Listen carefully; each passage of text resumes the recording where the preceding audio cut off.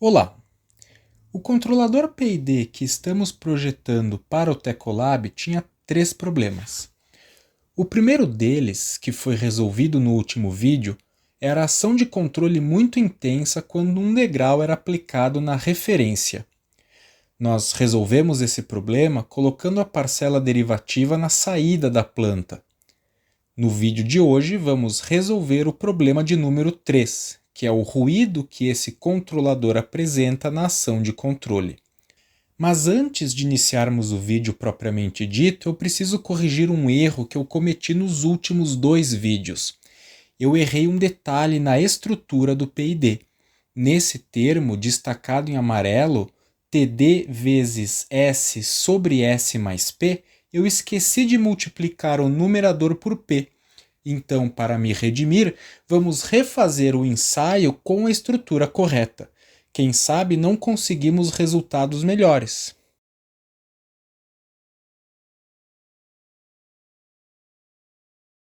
Aqui está. Entretanto, o resultado piorou muito. Então hoje vamos entender esse problema e resolvê-lo também.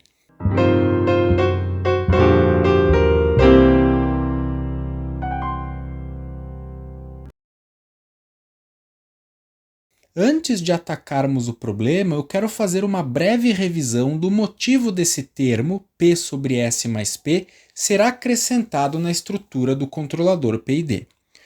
Os controladores calculam a ação de controle a partir de dados disponibilizados por sensores.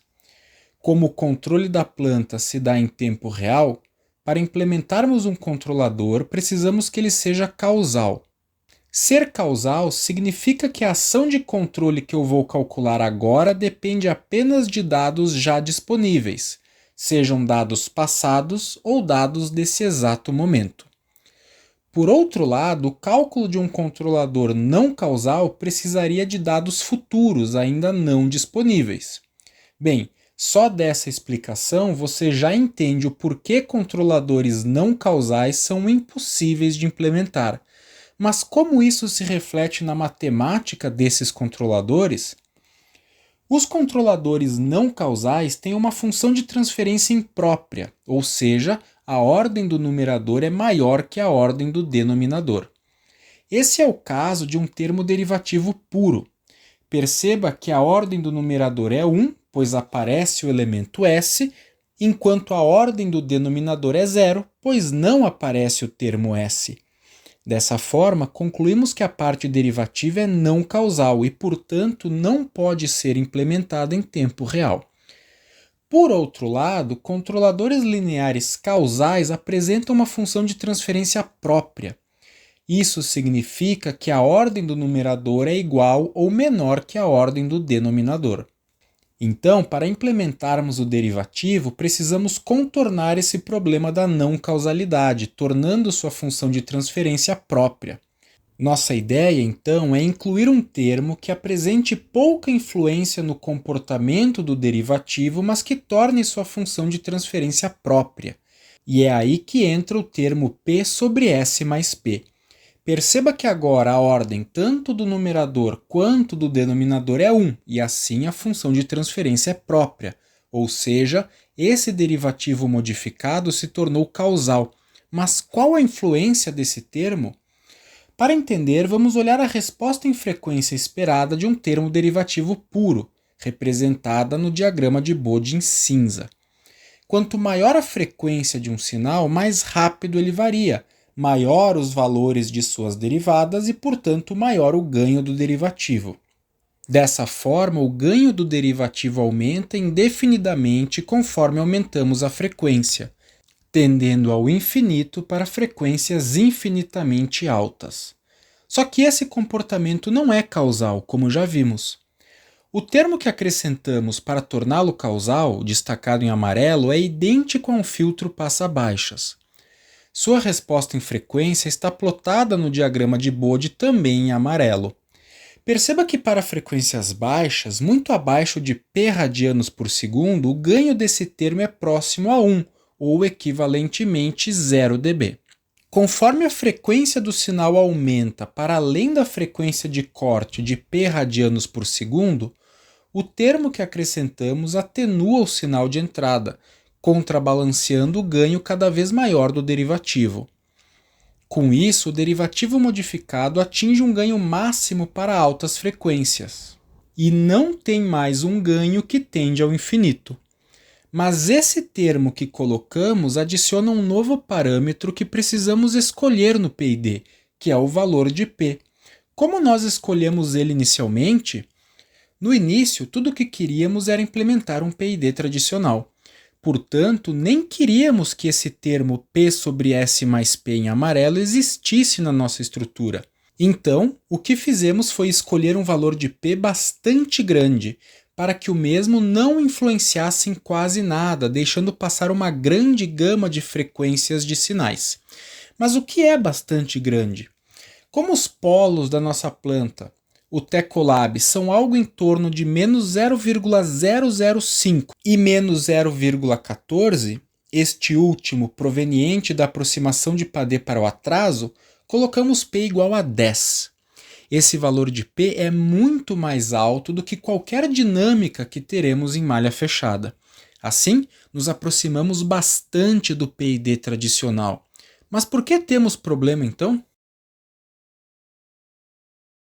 O problema é que com isso nós importamos as deficiências do PID tradicional, em especial os altos ganhos para sinais de altas frequências.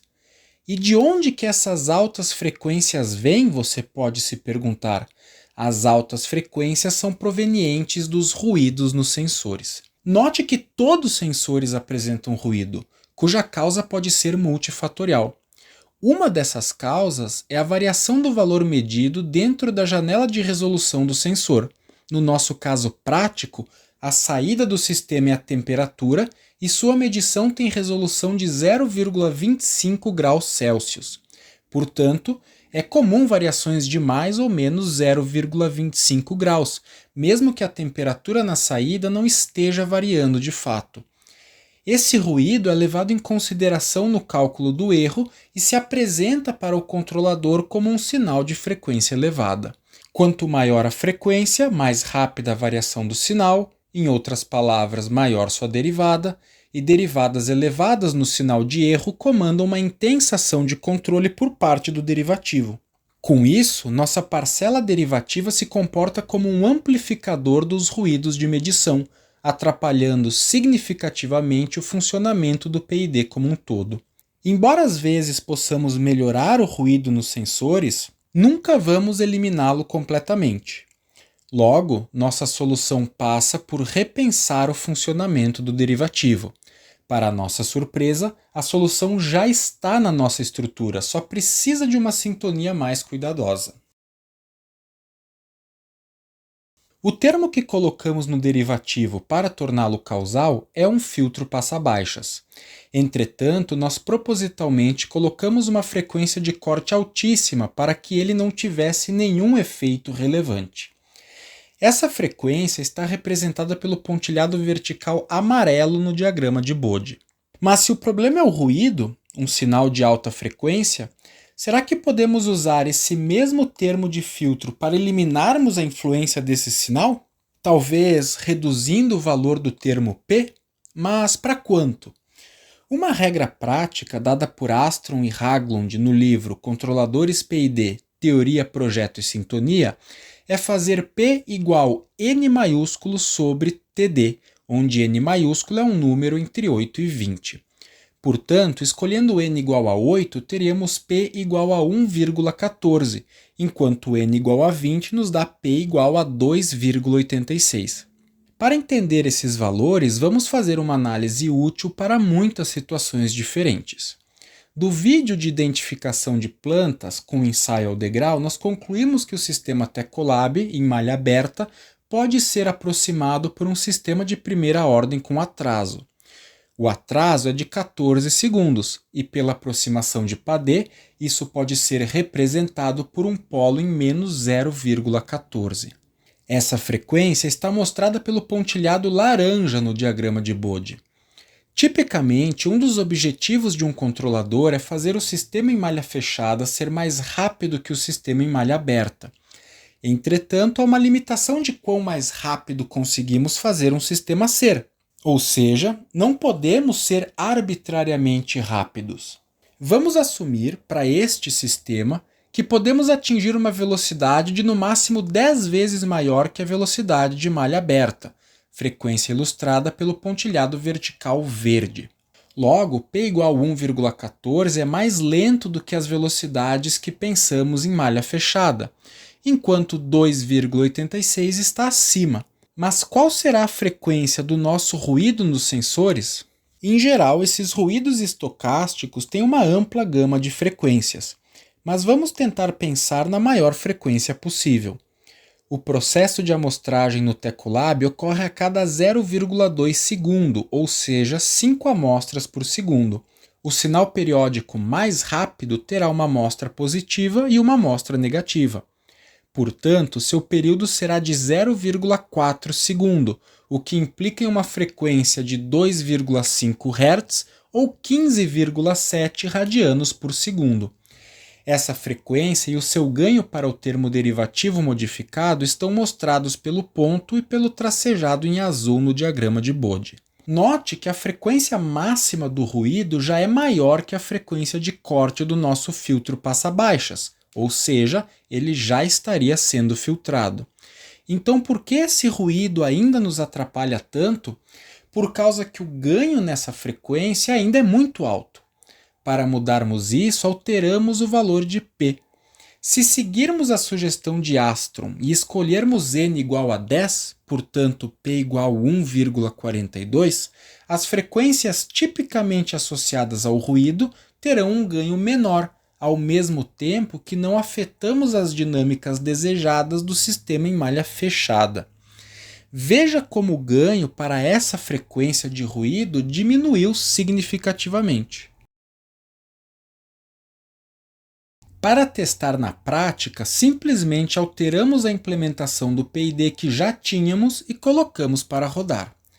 Lembre-se, se o procedimento de discretização ou implementação não for claro para você, eu recomendo os vídeos que vão aparecer nos cards.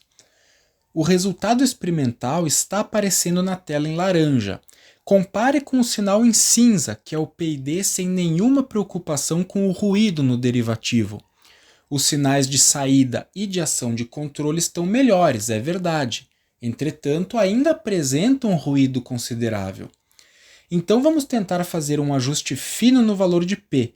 Vamos diminuí-lo agora para 1,14 e plotar o resultado, que vai ficar em laranja. Agora sim tivemos uma ação de controle e saída mais suaves. Então, por enquanto, vamos manter o valor de P em 1,14. Nesse vídeo, nós vimos a importância de limitar a banda do derivativo, impedindo que ele se transforme em um amplificador de ruído. Sem um filtro passa-baixas, o derivativo atua fortemente em sinais de alta frequência provenientes de ruído. Com certeza, esse conhecimento será útil nas suas implementações futuras. Por hoje era isso. Não esqueça de curtir o vídeo e se inscrever no canal. Além disso, esse vídeo é um oferecimento dos apoiadores do canal. Se você quiser saber mais sobre como se tornar um apoiador, confere a descrição desse vídeo.